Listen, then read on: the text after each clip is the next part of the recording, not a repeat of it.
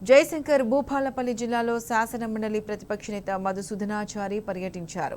మహాదేవపూర్ మండలం చిన్న కాళేశ్వరం భూ నిర్వాసితులను ఆయన పరామర్శించారు. 2014 వరకు ఏ ఒక్క రైతు కూడా సుఖంగా ఉన్న పరిస్థితి లేదన్నారు. తెలంగాణలో రైతులను అన్ని విధాలుగా ఆదుకుంది కేవలం ఒక్క కేసీఆర్ మాత్రమేనని స్పష్టం చేశారు. రేవంత్ ప్రభుత్వం రైతుల జీవితాలతో చెలగాటమాడుతోందని మండిపడ్డారు. 14 వరకు జరిగినటువంటి పాలనా కాలంలో ఈ దేశంలో ఈ రాష్ట్రంలో ఏ రోజు కూడా రైతు సుఖంగా ఉన్నటువంటి పరిస్థితులు లేవు. వ్యవసాయం దండగా అనేటువంటి స్థితి మనం తెలంగాణలో గతం చూసినాం.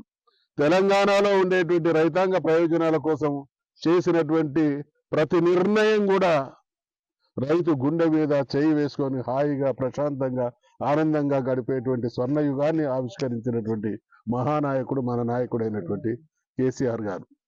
అనేక భారీ ప్రాజెక్టులు నిర్మాణం చేయడం, కరెంటు విషయంలో ఎటువంటి చర్యలు తీసుకున్నారో, మన చెరువుల విషయంలో ఎటువంటి నిర్ణయాలు తీసుకున్నారో, కొనుగోలు కేంద్రాల విషయంలో ఎటువంటి నిర్ణయాలు తీసుకున్నారో, మనం మరి ధాన్యాన్ని నిల్వ చేసుకోవడం కోసం ఎటువంటి గోడౌన్లను కట్టించరో, చివరికి బహుశా నాకున్నటువంటి అవగాహన మేరకు ఈ దేశంలో రైతులు ఒక చోట కూర్చొని వాళ్ళ సమస్యలు చర్చించుకొని పరిష్కరించుకునే రైతు వేదికలు ఏర్పాటు చేసినటువంటి చరిత్ర భారతదేశంలో ఒక తెలంగాణ సొంతం.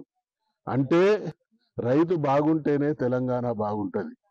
ఆ రకమైనటువంటి నిర్ణయాలు కేసీఆర్ ప్రభుత్వం చేసి అన్ని రకాలుగా ఆదుకుంటే ఇవాళ ఇక్కడ జరుగుతున్నటువంటి దుర్మార్గం.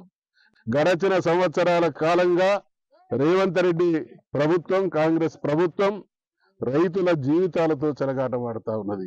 ఏం చెప్పిళ్ళు, మీరు ఇప్పుడు తీసుకుంటే పంటకు 5,000 రూపాయలే వస్తాయి, మాకు అధికారం ఇస్తే 7,500 రూపాయలు ఇస్తామన్నారు.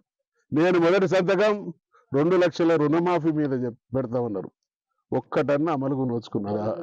ఎందుకు ప్రజల్ని, రైతుల్ని ఈ రకమైనటువంటి మరి వాళ్ళ జీవితాలతో ఆడుతా ఉన్నారు?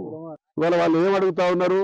మాకు నష్టపరిహారం అందలేదు, మాకు అన్యాయం జరుగుతా ఉన్నది, పోలీసుల ద్వారా అరిచివేసేటువంటి దుర్మార్గం ఏంది, మాకు న్యాయం చేయండి అనేటువంటి మాట మాట్లాడితే అసలు రైతులు ఆ మాట మాట్లాడాల్సినటువంటి అవసరం రాకుండా ముందు రైతులను కాన్ఫిడెన్స్ లోకి తీసుకొని ఈ భూమి ఎవరిది, వీళ్ళ నష్టపరిహారం ఏంది, వీళ్ళ చరిత్ర ఏంది, వీళ్ళని ఏ రకంగా ఆదుకోవాలి, చట్టాలు ఏం చెప్తున్నాయి, చట్టాలకు తోడు మానవత్వంతో వీళ్ళను ఏ రకంగా ఆదుకోవాలనేటువంటి కనీస ఇంగిత జ్ఞానం ఉండాలి.